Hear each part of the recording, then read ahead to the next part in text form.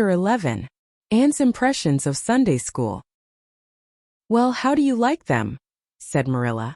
Anne was standing in the gable room, looking solemnly at 3 new dresses spread out on the bed. One was of snuffy-colored gingham which Marilla had been tempted to buy from a peddler the preceding summer because it looked so serviceable. One was of black and white checkered sateen which she had picked up at a bargain counter in the winter, and one was a stiff print of an ugly blue shade which she had purchased that week at a Carmody store. She had made them up herself and they were all made alike. Plain skirts fulled tightly to plain waists, with sleeves as plain as waist and skirt and tight as sleeves could be. "I'll imagine that I like them," said Anne soberly. "I don't want you to imagine it," said Marilla, offended. "Oh, I can see you don't like the dresses. What is the matter with them? Aren't they neat and clean and new?" "Yes." "Then why don't you like them?" "They're not pretty," said Anne reluctantly. "Pretty?" Marilla sniffed. "I didn't trouble my head about getting pretty dresses for you. I don't believe in pampering vanity, Anne. I'll tell you that right off. Those dresses are good, sensible, serviceable dresses, without any frills or furbelows about them. And they're all you'll get this summer. The brown gingham and the blue print will do you for school when you begin to go. The sateen is for church and Sunday school. I'll expect you to keep them neat and clean and not to tear them. I should think you'd be grateful to get most anything after those skimpy wincey things you've been wearing." "Oh, I am grateful," protested Anne. "But I'd be ever so much gratefler if you'd made just one of them with puffed sleeves. Puffed sleeves are so fashionable now. It would give me such a thrill, Marilla, just to wear a dress with puffed sleeves." "Well, you'll have to do without your thrill. I hadn't any material to waste on puffed sleeves. I think they are ridiculous-looking things anyhow. I prefer the plain, sensible ones. But I'd rather look ridiculous when everybody else does, than plain and sensible all by myself," persisted Anne mournfully. "Trust you for that. Well, hang those dresses carefully up in your closet, and then sit down and learn the Sunday school lesson.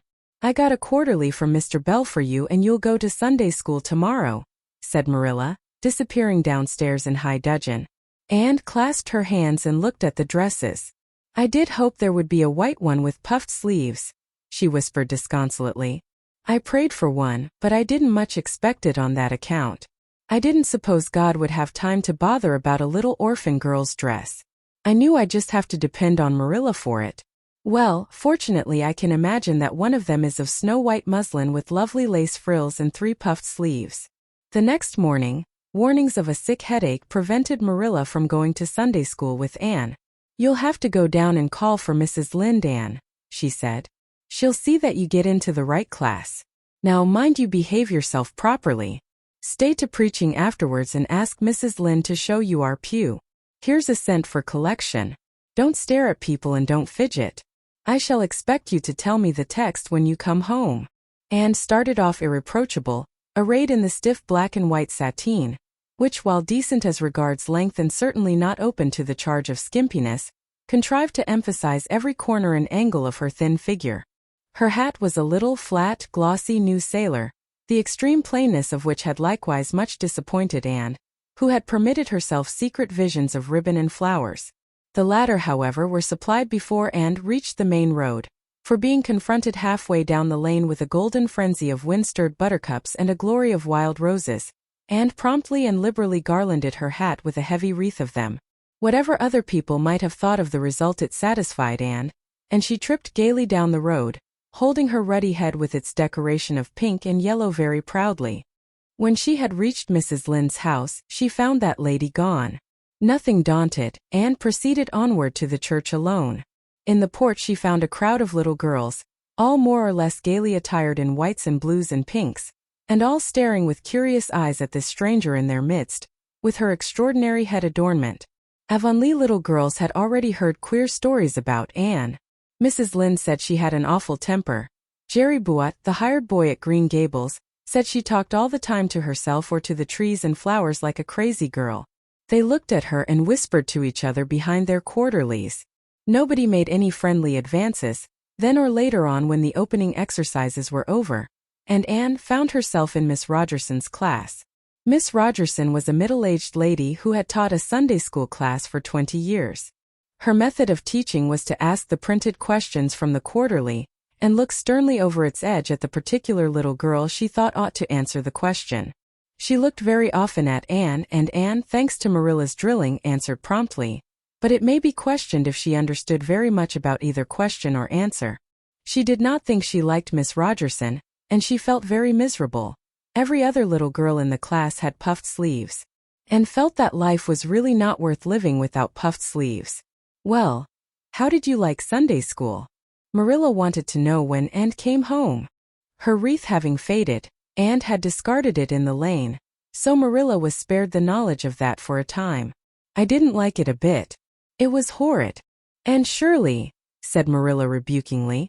Anne sat down on the rocker with a long sigh, kissed one of Bonnie's leaves, and waved her hand to a blossoming fuchsia. They might have been lonesome while I was away, she explained. And now about the Sunday school. I behaved well, just as you told me. Mrs. Lynde was gone, but I went right on myself. I went into the church with a lot of other little girls, and I sat in the corner of a pew by the window while the opening exercises went on. Mr. Bell made an awfully long prayer.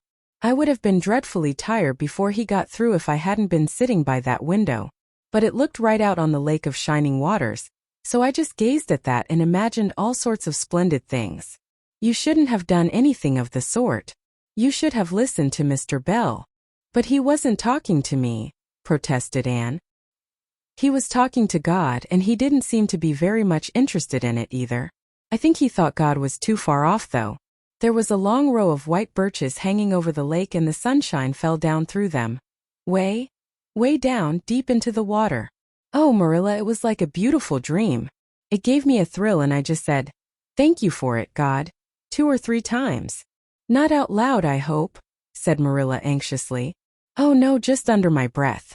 Well, Mr. Bell did get through at last, and they told me to go into the classroom with Miss Rogerson's class. There were 9 other girls in it. They all had puff sleeves. I tried to imagine mine were puffed too, but I couldn't. Why couldn't I? It was as easy as could be to imagine they were puffed when I was alone in the East Gable, but it was awfully hard there among the others who had really truly puffs. You shouldn't have been thinking about your sleeves in Sunday school. You should have been attending to the lesson. I hope you knew it. Oh yes, and I answered a lot of questions. Miss Rogerson asked ever so many. I don't think it was fair for her to do all the asking. There were lots I wanted to ask her, but I didn't like to because I didn't think she was a kindred spirit. Then all the other little girls recited a paraphrase. She asked me if I knew any. I told her I didn't, but I could recite "The Dog at His Master's Grave" if she liked. That's in the Third Royal Reader.